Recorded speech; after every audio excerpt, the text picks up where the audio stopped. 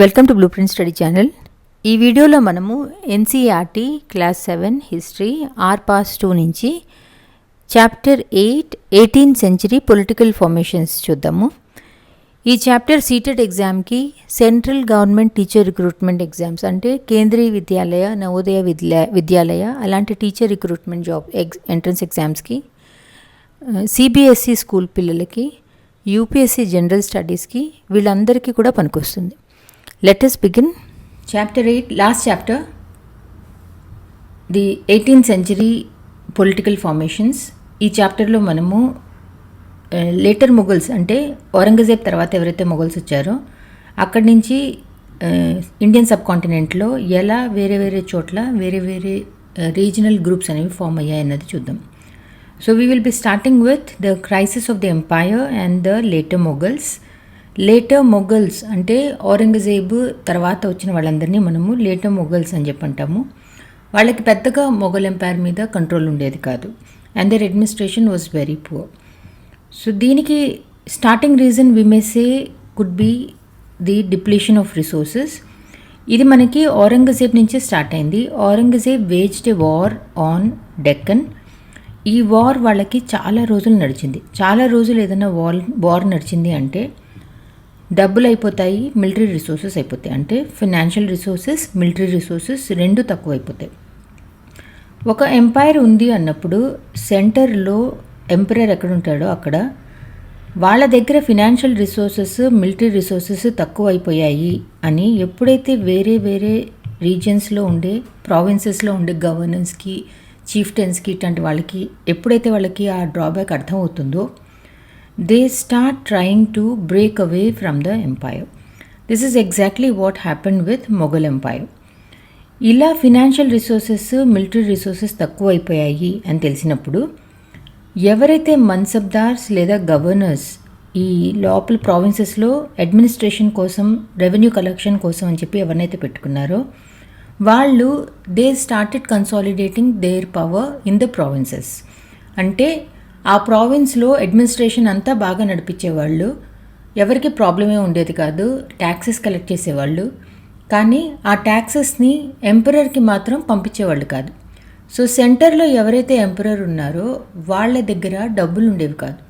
డబ్బులు సరిగ్గా లేనప్పుడు అడ్మినిస్ట్రేషన్ కూడా సరిగ్గా నడిచేది కాదు.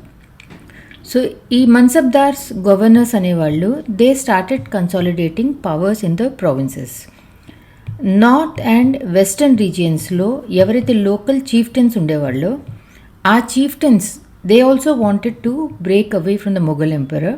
అందుకని చెప్పి లోకల్లో ఎవరైతే రైతులు ఉండేవాళ్ళో, జమీందారులు ఉండేవాళ్ళో వాళ్ళతో చేతులు కలిపి they started rebelling against the Mughal umpire.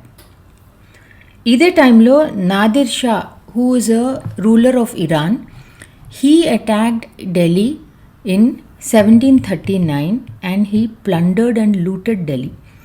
మన పీకాక్ థ్రోన్, కోహినూర్ ఇవన్నీ కూడా ఈ నాదిర్ షానే తీసుకెళ్ళిపోయాడు ఆ టైంలో. తర్వాత ఆఫ్ఘాన్ రూలర్ అహ్మద్ షా అబ్దాలి అన్న ఆయన he invaded northern India 5 times between 1748 to 1761 and plundered the northern India.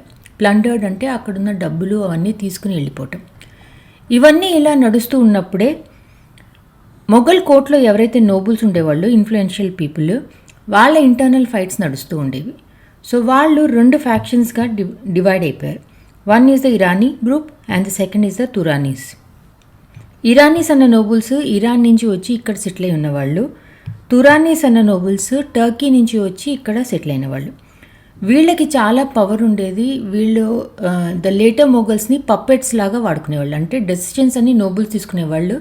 ఎంపరర్కి అసలు ఏదైనా డెసిషన్ తీసుకునేందుకు పవర్ కూడా పెద్దగా ఉండేది కాదు. They were only playing however the nobles used to ask them to play, that's it.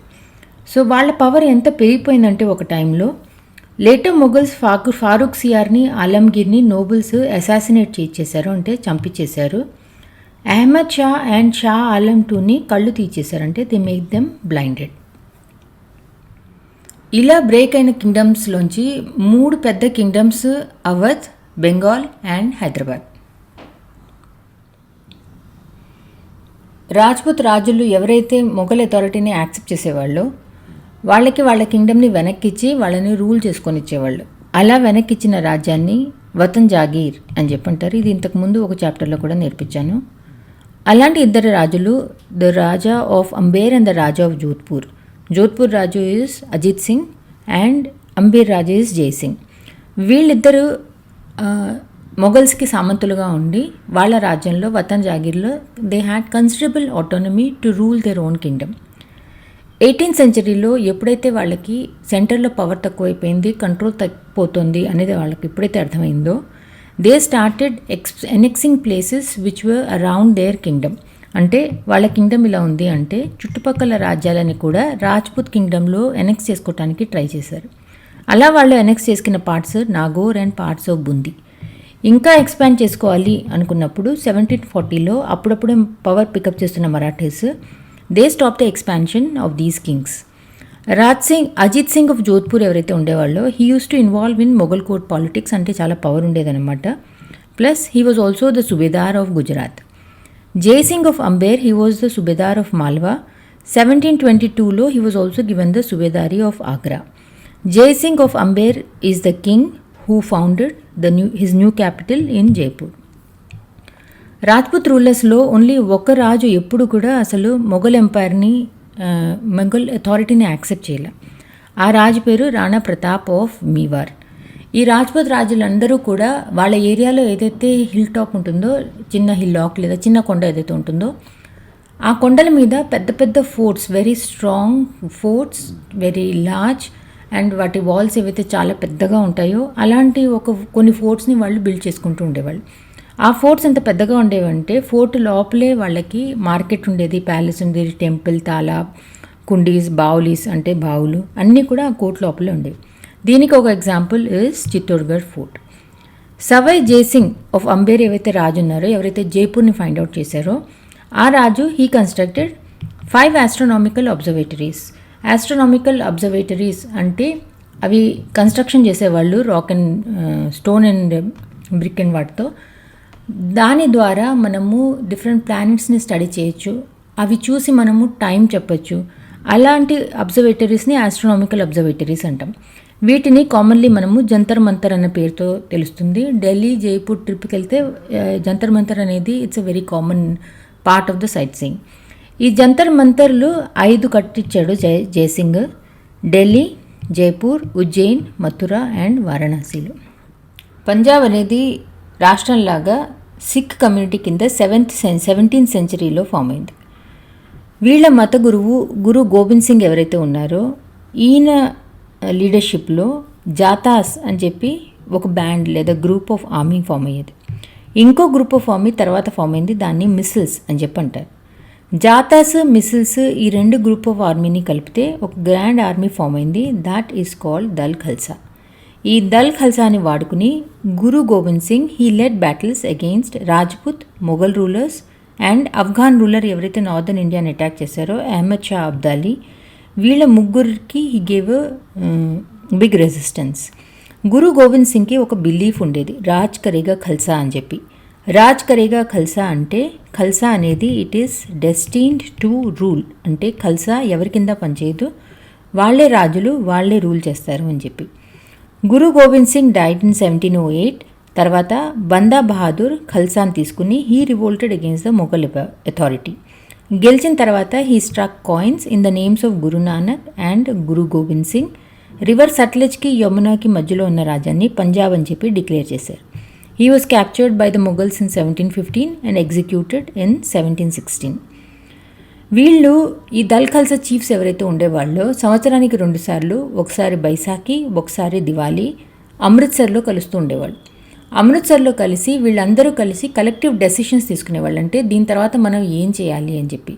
ఈ కలెక్టివ్ డెసిషన్స్ని రెజల్యూషన్స్ ఆఫ్ ద గురు లేదా గురుమాతాస్ అని చెప్పి అంటారు. దల్ ఖల్సా పీపుల్ రాఖీ సిస్టమ్ని ఫాలో అయ్యేవాళ్ళు. అంటే 20% ఏదైతే రైతులు పండించేవాళ్ళో ఈ 20%ని దల్ ఖల్సా వాళ్ళు తీసుకుని they used to give protection to the cultivators. Maharaja Ranjit Singh అని ఆయన 1799లో పంజాబ్ ఏదైతే చిన్న చిన్న రూలర్స్ మధ్యలో డివైడ్ అయిపోయి ఉందో వాళ్ళందరినీ యూనిఫై చేసి he made it into 1 single Kingdom from Indus to the Jamuna and established his capital at Lahore. Marathas అనగానే మనకి గుర్తొచ్చేది శివాజీ మహారాజ్. శివాజీ మహారాజ్ 1627లో పుట్టారా 1630లో పుట్టారా అన్నది హిస్టోరియన్కి క్లారిటీ లేదు. సో ఈ 2 ఇయర్స్ మీకు టెక్స్ట్ బుక్లో 1 పేజీలో కనిపిస్తాయి. 1630 నుంచి 1680 వరకు శివాజీ మహారాజ్ వాజ్ దేర్. ఈయన శివనేరి అన్న రీజియన్లో షాజీ అండ్ జీజాబాయికి పుట్టారు. చాలా యంగ్గా ఉన్నప్పుడే జీజాబాయి ప్లస్ శివాజీ యొక్క గార్డియన్ దాదా కొండదేవ్ వీళ్ళిద్దరి సపోర్ట్తో he started expanding his Kingdom. Poona పక్కన మావలా హైలాండ్స్ అని చెప్పి ఉంటాయి. ఈ మావలా హైలాండ్స్లో జావ్లీ అన్న ప్లేస్ని శివాజీ ఫస్ట్ కాంకర్ చేసుకుని ఆ తర్వాత ఆ చుట్టుపక్కల ఉన్న రాజ్యాలని ఆక్యుపై చేసుకోవటం మొదలుపెట్టారు. శివాజీ మరాఠా కింగ్డమ్ని ఎస్టాబ్లిష్ చేయడానికి వారియర్ ఫ్యామిలీస్, పెజెంట్ పాస్టోరలిస్ట్ చాలా హెల్ప్ చేశాయి. వారియర్ ఫ్యామిలీస్ అంటే దేశ్ముఖ్స్, పెజెంట్ పాస్టోరలిస్ట్ అంటే కున్బీస్. వీళ్ళిద్దరి సపోర్ట్తో శివాజీ మహారాజు మరాఠా ఎంపైర్ని ఎస్టాబ్లిష్ చేశారు. శివాజీ మహారాజ్ కింద అడ్మినిస్ట్రేషన్, రెవెన్యూ కలెక్షన్ మెథడ్ చాలా ఎఫిషియెంట్గా ఉండేవి. వాళ్ళ రెవెన్యూ కలెక్షన్ మెథడ్స్లో 1 is called chauth, 2nd is sardeshmukhi. Chauth అంటే ల్యాండ్ రెవెన్యూలో 25%. ఇది ఇంతకుముందు జమీందారులు కలెక్ట్ చేసేవాళ్ళు. మరాఠా శివాజీ వచ్చిన తర్వాత ఈ 25% ఆఫ్ ల్యాండ్ రెవెన్యూని చౌత్ కింద అడ్మినిస్ట్రేషన్ తీసుకోవడం మొదలుపెట్టింది. సర్దేశ్ముఖి అంటే 9 to 10% of the land revenue which is paid to the head revenue collector in the Deccan. Deshmukhs, Kunbis సపోర్ట్తో శివాజీ మొఘల్స్ని పెనిన్సులాలో ఛాలెంజ్ చేస్తూ ఉండేవాళ్ళు. శివాజీ చనిపోయిన తర్వాత మరాఠా స్టేట్ని చిత్పావన్ బ్రాహ్మణాస్ వీళ్ళు పాలించారు. వీళ్ళనే మనము పేష్వాస్ అని చెప్పి అంటాం. శివాజీ తర్వాత ఎవరైతే సక్సెసర్స్ వచ్చారో వాళ్ళ కింద పేష్వాస్ అని చెప్పి ఉండేవాళ్ళు. పేష్వాస్ అంటే they are the principal minister. వీళ్ళు వాళ్ళ సక్సెసర్స్ తర్వాత అంటే శివాజీ సక్సెసర్స్ తర్వాత పేష్వాలే కింగ్స్ అయ్యారు. సో చిత్పావన్ బ్రాహ్మణాస్ అనేవాళ్ళు శివాజీ తర్వాత మరాఠా కింగ్డమ్ని ముందుకు నడిపించారు. వాళ్ళు పూనాని మరాఠా కింగ్డమ్కి క్యాపిటల్గా చేశారు. పేష్వాస్ మిలిటరీని బాగా ఆర్గనైజ్ చేసుకునేవాళ్ళు. మరాఠా ఎంపైర్ని వాళ్ళు 1720 నుంచి 1760 వరకు చాలా ఎక్స్పాండ్ చేశారు. సో చాలా ఏరియాస్ మరాఠా కింగ్డమ్లో కలుపుకున్నారు. లైక్ మాల్వా, గుజరాత్, డెక్కన్, రాజస్థాన్, పంజాబ్, బెంగాల్, ఒరిస్సా, కర్ణాటక, తమిళ్, తెలుగు రీజియన్స్ ఇవన్నీ కూడా మరాఠా కింగ్డమ్ కింద తీసుకున్నారు. కానీ వాళ్ళని డైరెక్ట్గా వాళ్ళ కంట్రోల్లో ఉంచుకోకుండా they were made to pay tribute. ఇలా డిఫరెంట్ రాజ్యాలని అటాక్ చేసి వాళ్ళని కంట్రోల్లోకి తీసుకునేసరికి దానివల్ల మరాఠాస్కి ఎప్పుడైతే అవసరం పడిందో ఏ రాజ్యము వాళ్ళని సపోర్ట్ చేయడానికి ఇష్టపడలే. Specially during the third battle of Panipat in 1761 వేరే రాజ్యాలని కంట్రోల్లోకి తీసుకున్న తర్వాత అప్పటికి మరాఠా ఎంపైర్ అనేది సెటిల్ అయింది. సో సెటిల్ అయిన తర్వాత they started developing an effective administrative system and revenue collection system. So ఈ టైంలో వాళ్ళు అగ్రికల్చర్ని ఎంకరేజ్ చేశారు, ట్రేడ్ని రివైవ్ చేశారు. మరాఠా చీఫ్స్ సర్దార్స్ అని చెప్పి అంటారు. Like Scindia of Gwalior, Gaikwad of Baroda and Bhosle of Nagpur. వీళ్ళకి ఈ అగ్రికల్చర్ నుంచి ట్రేడ్ నుంచి వచ్చిన డబ్బులతో పవర్ఫుల్ ఆర్మీని తయారు చేసుకునేందుకు రిసోర్సెస్ దొరికేవి. Ujjain expanded under Scindias patronage and Indore అన్న సిటీ ఏమో హోల్కర్స్ దాన్ని డెవలప్ చేశారు. ఈ సిటీస్ రెండు కూడా important commercial and cultural centres కింద అవి గ్రో అయ్యాయి. కొత్త trade routes they started coming up. Silk ఏదైతే చందేరి రీజియన్లో ఇంతకుముందు తయారు చేశారో they found a new outlet in Poona, that is the Maratha capital in those times. Burhanpur ఏదైతే ఓన్లీ ఆగ్రాకి, సూరత్కి మాత్రమే వాళ్ళ సిల్క్ని సప్లై చేసేవాళ్ళు, వాళ్ళు they started supplying silk to Poona, Nagpur in the south, Lucknow and Allahabad in the east. పేష్వాస్లో అందరికంటే పాపులర్ బాజీరావ్ వన్ని బాజీరావ్ బల్లాల్ అని కూడా అంటాం. He was the son of the Peshwa Balaji Vishwanath. Bajirao I అన్న Peshwa he was a great Marathi general. వింధ్యాస్కి అవతల పక్క దాకా మరాఠీ కింగ్డమ్ని ఎక్స్పాండ్ చేశాడు. He is known for his campaigns against Malwa, Bundelkhand, Gujarat and Portuguese. మరాఠాస్కి కంటిన్యూస్గా మొఘల్స్తో ఎప్పుడు కూడా ఏదో ఒక ఫైటింగ్ నడుస్తూనే ఉండేది. సో మొఘల్స్ యొక్క ఫోర్ట్స్, సిటీస్ని మరాఠీ ఆర్మీ కాంకర్ చేసుకుని వాటిని కబ్జాలోకి తీసేసుకుంటూ ఉండేవాళ్ళు. ప్లస్ మొఘల్స్ యొక్క రీఇన్ఫోర్స్మెంట్స్ ఎక్కడి నుంచి వస్తాయో ఆ సప్లై లైన్ని వాళ్ళు కట్ చేసేస్తూ ఉండేవాళ్ళు. ఇది ఢిల్లీ, ఇది ఆగ్రా. అంటే ఢిల్లీకి ఆగ్రాకి మధ్యలో ఉన్న రీజియన్ ఢిల్లీకి వెస్ట్లో ఉన్న రీజియన్. అంటే ఇప్పుడు ఎక్కడైతే హర్యానా రాజ్యం స్టేట్ ఉందో అక్కడ జాట్స్ అనేవాళ్ళు ఉండేవాళ్ళు. జాట్స్ అనేవాళ్ళు బేసికల్లీ దేవే ప్రాస్పరస్ అగ్రికల్చరస్, రైతులు వాళ్ళు. 17th and 18th centuryలో Jats also they started consolidating their power under the leadership of Churaman. కొంతకాలం అయితే వర్చువల్గా ఆగ్రా కూడా వీళ్ళ కంట్రోల్లోనే ఉండేది. జాట్స్ రాజ్యంలో important trading centres were Panipat and Ballabgarh. వీళ్లలో అందరికంటే స్ట్రాంగ్ కింగ్ వాజ్ సూరజ్మల్, తర్వాత ఆయన కొడుకు జవాహర్ షా. సూరజ్మల్ టైంలో భరత్పూర్ అనేది it has emerged as a strong state in Haryana between 1756 and 1763. Jawahar Shah అన్న ఆయన he was more ambitious, he had a strong army. ఆయన దగ్గర 30,000 ట్రూప్స్ ఉంటే మరాఠాస్ దగ్గర 20,000 ట్రూప్స్ని అప్పు తీసుకుని, సిక్కుల దగ్గర 15,000 మందిని అప్పు తీసుకుని అందరూ కలిసి మొఘల్ ఆర్మీ మీద అటాక్ చేశారు. వీళ్ళ హయాంలో వీళ్ళు చాలా ఫోర్ట్స్ని కన్స్ట్రక్ట్ చేశారు. అందులో భరత్పూర్ ఫోర్ట్ ఒకటి, లోహాగఢ్ ఫోర్ట్ ఒకటి. లోహాగఢ్ ఫోర్ట్ అనేది it is one of the strongest forts built in the region. Bharatpur fort అనేది మాత్రం it is built in a traditional style. డిగ్లో they have built a garden palace. ఇది అంబేర్, ఆగ్రాలో మనకి మొఘల్ వాళ్ళ మాన్యుమెంట్స్ లేదా కన్స్ట్రక్షన్స్ ఏవైతే కనిపిస్తాయో వాటిని చూసి వాటిలాగా కట్టించిన ప్యాలెస్ ఇది.